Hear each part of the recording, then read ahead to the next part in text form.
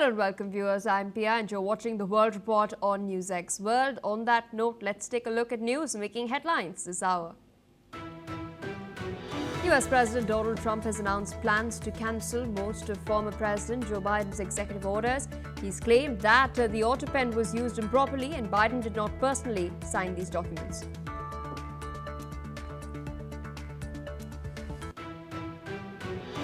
Ukrainian President Volodymyr Zelensky has announced the resignation of his chief of staff, Andriy Yermak, following an anti-corruption raid. He's called for national unity, warning that the country risks losing itself if divided. According to reports, Ukrainian negotiators will travel to the United States this weekend for talks on Washington's plan to end the war. The delegation plans to meet US officials, possibly in Florida. Ukraine's foreign minister has stated that Russia launched dozens of missiles, over 500 drones, in an overnight attack that has killed 2 people, while air defense units engaged to protect the capital city of Kyiv. Hezbollah leader Naim Qassem has declared the group has the right to respond to Israel and will determine the timing for it. This comes after a top military chief, Haitham Ali Tabatabai, was killed in an Israeli strike in Beirut. Europe's Airbus has ordered immediate repairs to 6,000 of its widely used A320 family of jets, which are the backbone of Asian short-haul aviation, particularly in China and India. French President Emmanuel Macron will visit China next week to push for a partnership based on mutual interests. He plans to urge Beijing to treat Europe as an independent major partner. According to reports, flooding and landslides across Indonesia have killed over 200 people. West Sumatra has recorded 61 dead, 90 missing, while North Sumatra has reported 116 fatalities. Well, viewers, those are the headlines and our top focus. An Afghan national accused of attacking 2 members of the West Virginia National Guard in Washington, D.C. are now facing a first-degree murder charge. The incident, remember, occurred near the White House and resulted in the death of 1 service member and critical injuries to another. Officials confirmed that both Guard members were in Washington as part of the administration's crime-fighting initiative. Authorities say that the suspect, Ramanullah Lakanwal, entered the United States in 2021 under a resettlement program for Afghans who assisted U.S. forces. He was later granted asylum during the Trump administration. Formal charges are over and expected to be laid out soon. Now, the attack has prompted U.S. President Donald Trump to intensify his position on immigration. He's described the shooting as a serious security incident and has stated his administration will expand actions aimed at restricting migration and threatening border controls. In the aftermath of the attack, fewer National Guard troops were seen patrolling the national capital of the United States yesterday morning. Moreover, Secretary of State Marco Rubio has emphasized that the United States has temporarily paused visa issuance for individuals traveling on Afghan passports, further adding that national security remains the government's top priority. In addition, U.S. Citizenship and Immigration Services has been suspended as far as all asylum decisions are concerned. The agency is now actively reviewing its screening procedures. Officials say that the pause will remain in effect until all vetting standards are fully reassessed. With us on the broadcast is Major General Dr. Rajan Kochhar, International Relations and Strategic Defense expert, joining us from New Delhi. Thank you so much for taking out time and speaking to us on NewsX World. Of course, a very tragic incident had taken place in Washington, D.C. a while back where 1 National Guard member lost their lives. Another troop personnel was in fact injured grievously. Of course, the suspect is touted to be an Afghan national who was in fact granted asylum by the Trump administration itself. This national did help U.S. troops in Afghanistan all the way till 2021, till the withdrawal had taken place. Where do you think this particular case will be heading to next? We are now seeing the Trump administration taking a further hardline stance than it already had as far as immigration is concerned. Thank you, Pia. It's a very interesting decision because uh, it actually fails comprehension. Because if one individual commits a crime in a particular country, you can't ban the entire nationals of that country. I mean, it's something like a collective punishment, I would say. And I think uh, there is more than meets the eye. And I like to take you back to analyzing this whole issue. Why President Trump has taken this extreme step? The first important issue is that uh, the Bagram Air Base was denied to President Trump by Afghanistan. So there is a rancor in Trump's mind and the Trump administration that a country as powerful as the United States, how it could have been denied access to Bagram Airport, which at one point of time they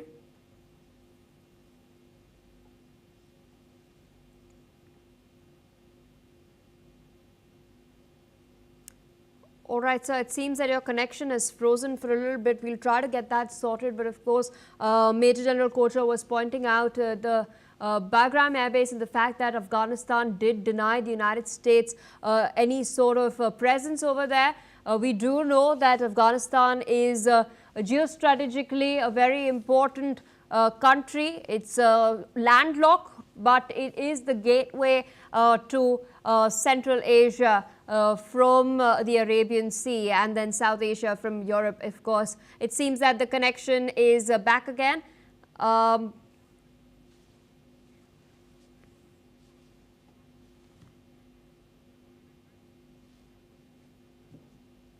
All right, we'll try to get that sorted. In the meantime, we're getting further updates. We're now learning that U.S. Treasury Secretary has, in fact, stated that the department is preparing for new regulations aimed at blocking certain federal tax benefits for people classified as unauthorized immigrants. Scott Bessent has, in fact, emphasized that these include the Earned Income Tax Credit, the Additional Child Tax Credit, the American Opportunity Tax Credit, and the Savers Match Credit. He's also added that these changes are being developed under the president's discretion, and this comes as federal agencies continue to review how immigration and tax policies overlap. The Trump administration has maintained that its focus is now on enforcing current statutes and clarifying benefit eligibility through regulation. Meanwhile, the United Nations agencies have called on the U.S. to continue allowing asylum seekers access to the country. They have noted that individual incidents should not be used as grounds for broader restrictions that affect people who are seeking genuine protection. The agencies have further emphasized that the currently available data does not show a connection between refugee arrivals and increased crime, therefore urging the U.S. to align its actions with long-standing international commitments. This is, of course, the latest and comes in the aftermath of the fact that this attack in Washington, D.C. Did quite shake up the Trump administration. Remember, it was two National Guard personnel who were attacked by an Afghan national. There were two members of the West Virginia National Guard who were attacked in Washington. The suspect, of course, faces a first-degree murder charge. Remember, the incident happened near the White House. It resulted in the death of one service member and critical injuries to another. Major General Kocher is back with us on the broadcast. Sir, of course, you were making your point across. You were talking about the Bagram Air Base. Yes, I'm sorry there was a power failure here. Uh, uh, can you hear me? Yes, absolutely. Okay. So actually, what happens is that there is that past baggage of Trump he's carrying on Afghanistan, because I don't think any rational administration, for the fault of one person, he will penalize the whole nation, and there are large scale ramifications to it. And I will just come to the ramifications. A second aspect I would also like to highlight here is the Afghanistan-Pakistan relations and the role of General Munir.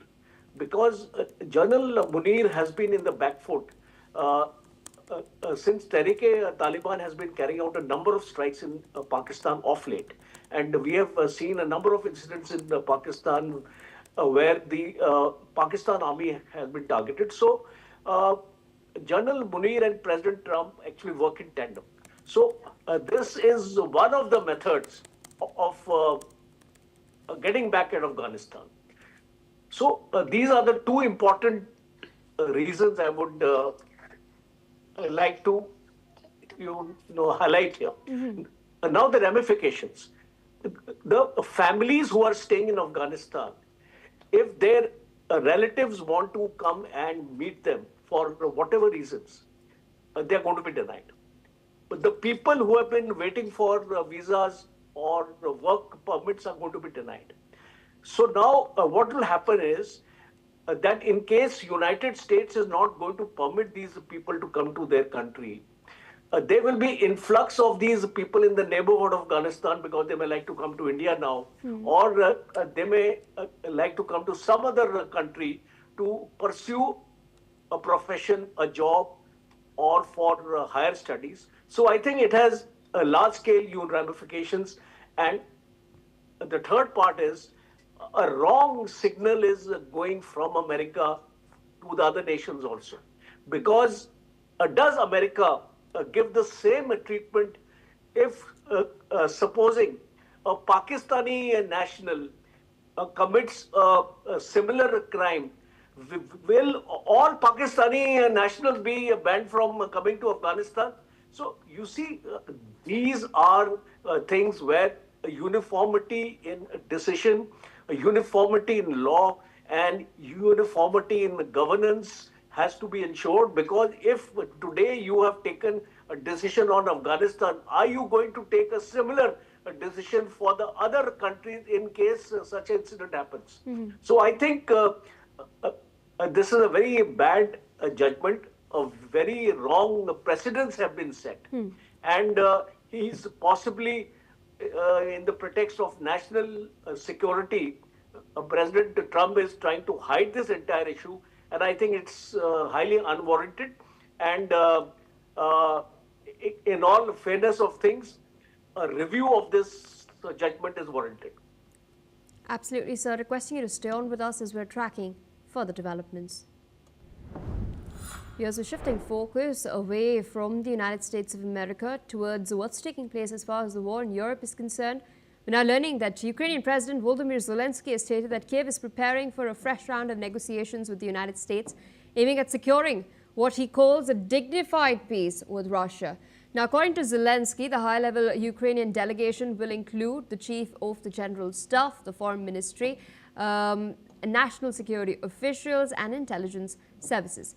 Zelensky has also stressed the need for internal unity as Parliament is working to pass the 2026 budget and review key ministerial appointments, warning that any internal fracture would weaken Ukraine's position at a critical moment in the war.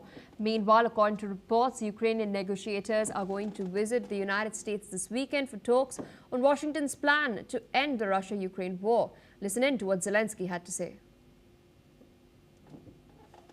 Сьогодні я вже говорив з президентом Фінляндії. Алекс поінформував, що звучало від Росії формально і неформально, та про умови, які Росія висуває. Зараз же ми готуємось до зустрічі з американською стороною про кроки, які потрібні, щоб мир дійсно був. І щоб це був достойний мир. І коли вся увага зосереджена на дипломатії, на захисті у війні, потрібна внутрішня сила. Внутрішня сила – це основа нашої зовнішньої єдності і наших відносин зі світом. Скоро будуть перемовини, будуть наші представники. Це буде начальник Генштабу, представники МЗС, секретар РНБО та наша розвідка. І коли у нас у всіх є такий зовнішній виклик – війна, ми маємо всередині бути міцними. Саме на захисті України будуть зосереджені 100% нашої сили. Кожен має зараз діяти саме так, в інтересах нашої держави. With us on the broadcast is Mr. Gilbert Dr. Rao. He's a Russian affairs expert joining us from Brussels. Thank you so much for taking our time and speaking to us on NewsX World today.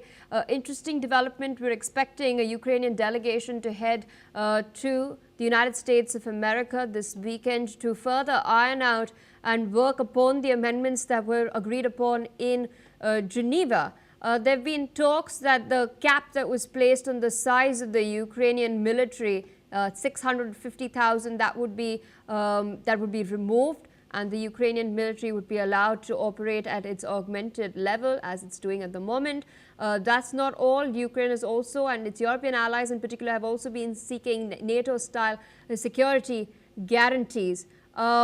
If the United States does end up considering the points that Ukraine has been pushing forth, do you think it'll sit well with the Russians when the plan is finally presented, or the Russians will put their foot down? Well, the situation is very dynamic. What we see and comment on one day is then totally overturned the next day. So I say what I'm about to say with a certain amount of humility. What has happened in the last day, the removal of the power behind the throne of Mr. Zelensky. I mean, Yermak's forced resignation, his removal from power. This was the single most powerful person in the Zelensky regime. He was in charge of personnel and many other political decisions. He was the one who led the peace negotiations in Geneva on behalf of Ukraine a week ago. With his removal, I believe that what was agreed in Geneva, the 19 points to replace the original 28-point peace plan that we first heard about 10 days ago, I believe that will be erased. I don't believe that the group coming to Washington will be faced with friendly negotiators from the United States prepared to expand on and develop their 19-point plan. I believe that plan is scrapped together with Mr. Yermak. So what awaits us in the coming day when negotiations proceed, probably in the environment, in the near proximity of President Trump, will be a very different picture from what we saw a week ago, which I would call political theater, not negotiation. Interesting. You've, of course, spoken about the resignation of Andrei Yermak, but I want to also, shift focus towards another face that has been featuring very prominently in these discussions. It is Dan Driscoll, the Army Secretary of the United States of America. He was meeting the Russians in Abu Dhabi. He's been taking a front and center role as far as the negotiations are concerned. How do you read into his involvement? Well, he is close to the vice president. He is being talked about, rumored in the States, as a successor to Hegseth, as the head of the American defense, in case Hegseth is forced to resign, which is entirely a possibility. He's made a lot of false moves and made a lot of enemies. He is a rising star, and he is an insider because of his proximity and friendship for decades with the vice president. He was witness to, he wasn't the lead negotiator on the U.S. side.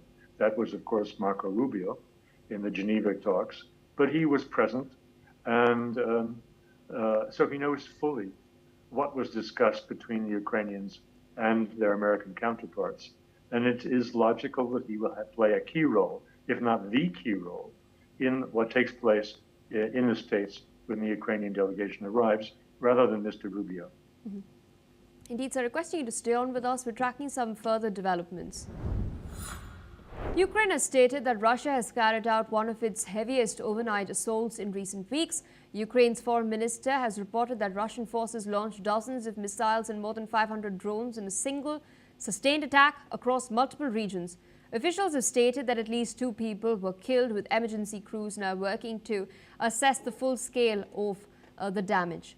Stay with us on the broadcast is Mr. Gilbert. Dr. Rao, of course, we've been tracking these updates, fresh updates regarding these strikes. Every, couple of hours or so, we get, news that fresh strikes are taking place on both sides of the border. But coming to the plan itself, Donald Trump has been very clear since day one that he wants peace primarily to ensure that the loss of lives does not continue to take place, that the death toll does not continue to mount, that those are his public statements that he has been making. In light of that, he gave the Thursday deadline. That's, of course, passed by. Is Trump now getting impatient? And by when could we see this entire process sort of wrap up? We want to characterize the foreign policy that Mr. Trump is implementing, if we can find rationale and consistency in it, which is challenged by many people. It is the realist position. That is the realist school of international relations. And I have to say that humane considerations have no place whatever in the realist school. So his remarks, his public statements about stopping the loss of life, it's all very nice, conventional talk to appeal to the broad public, because the slaughter is not popular with the broad public for obvious reasons. But I do not believe for a moment that that is what is motivating his intervention in the Russian-Ukraine war. Rather, it is realpolitik, a realist approach dealing with the power structure across the globe of the United States, China, and Russia. And Mr. Trump's attempt to intervene in the war is to find an accommodation with the Russians, which draws them back from their very close relations with China.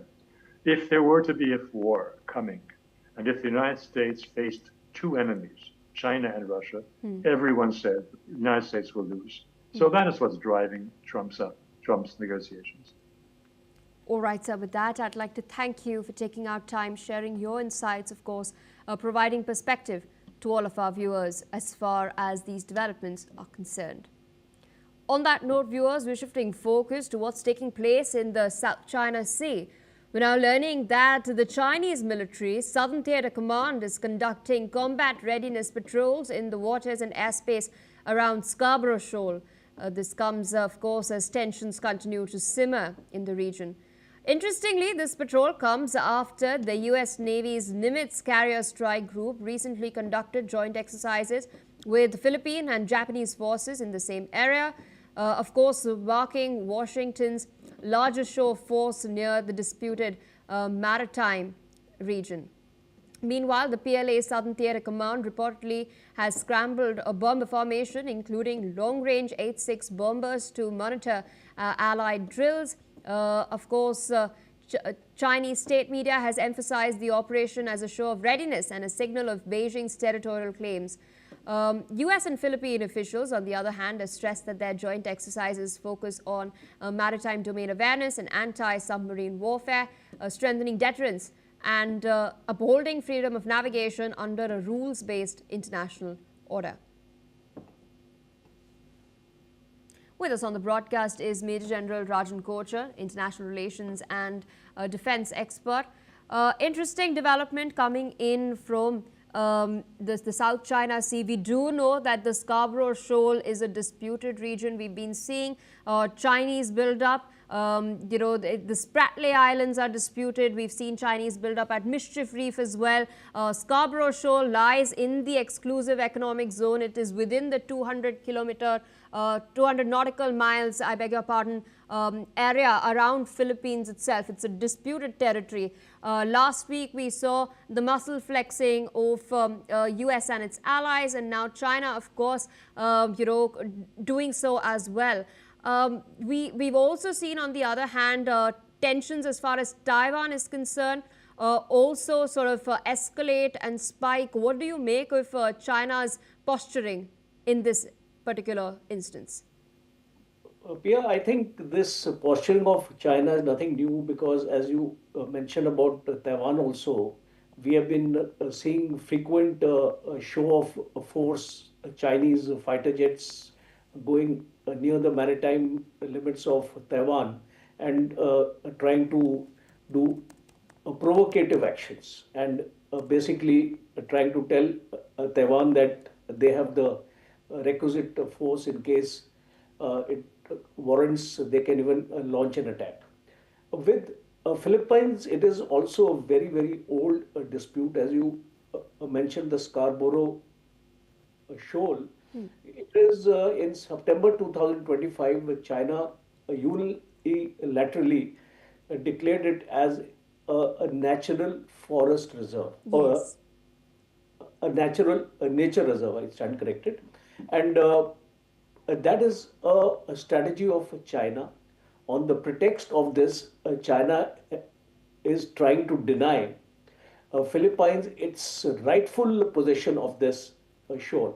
And it is in the exclusive economic zone of Philippines. And I think UNCLOS also, the United Nations Convention on Laws of Seas, is very, very clear on this. China has no jurisdiction on this particular island, and I think it needs to look inwards. But who's going to tell China? You see, China does not follow most of the UNCLOS. China does not respect the exclusive economic zones of all the other 6 to 7 countries which are part of the South China Sea. Yes. And we have seen this happening, as you also mentioned about the Spratly Islands. Let me add on to that. Spratly Islands is now a missile base of the Chinese. They have built a landing strip there. They have got their forces there, and it's right in the center of the South China Sea. And tomorrow, if any U.S.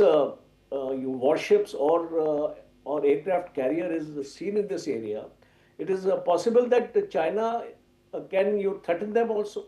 And China is preparing for this. In the present case, the U.S. Aircraft carrier Nimitz was here, and that's how these bombers have been scrambled to push them away. So I think these are very sensitive and provocative actions, because a small incident here, a small incident here can trigger a larger scale of war. And especially Philippines, and US is trying to project to the Philippines as to the world that it can take care of its allies. So I think it is right now a show of your muscle strength, because the US is also trying to show its muscle here, and China is also trying to show its muscle here, and this has been happening a long time. If you remember, there was this Coast Guard incident where cannons through cannons, the water was actually fired upon at the Philippines vessel. So now, what is happening there on the ground is that China is not allowing any kind of Philippines Navy activity in this shoal, and that is the reason Philippines is buying BrahMos missiles from India. Yes. So this maritime version of the missile is a very, very versatile piece of ammunition, and Philippines needs it to guard itself against the Chinese, because in case there is a provocation, Philippines will also need these kind of cruise missiles, difficult to detect and very, very potent and extremely accurate. So I think this situation which is developing in the South China Sea is not good for either China, USA or the Philippines, and must be de-escalated. Absolutely. You know, there are satellite images available on the internet. It's not just the Mischief Reef, but also the Subi Reef, and which is an atoll, and the Fiery Cross Reef, where in the Spratly Islands, where we're also seeing this sort of a build-up take place. Major General Kochar, I'd like to thank you for taking out time, of course, explaining all of that and the context to our viewers. On that note, viewers, we're shifting focus to further developments coming in. US President Donald Trump has announced that he will grant a full pardon to former Honduras President Juan Orlando Hernandez, currently serving a 45-year US prison sentence for drug trafficking and firearm charges. Trump has expressed strong support for Honduran presidential candidate Tito Asfura, stating that the US will back him if he wins, and warned that backing a wrong leader could bring catastrophic results. Trump has congratulated Hernandez on his upcoming pardon and called for voters to support aspira to ensure political and financial success for the nation. He has concluded with his signature slogan, "Make Honduras Great Again." Shifting focus to further developments coming in, we're learning that flights at Philadelphia International Airport were briefly grounded on Friday evening due to a bomb threat, which was later resolved without incident. The FAA issued a ground stop advisory around 7 p.m., notifying airlines of the threat. About 30 minutes later, the FAA confirmed the situation had been cleared and normal operations resumed. According to Philadelphia police, the threat was related to a situation aboard a plane, although no explosives were found.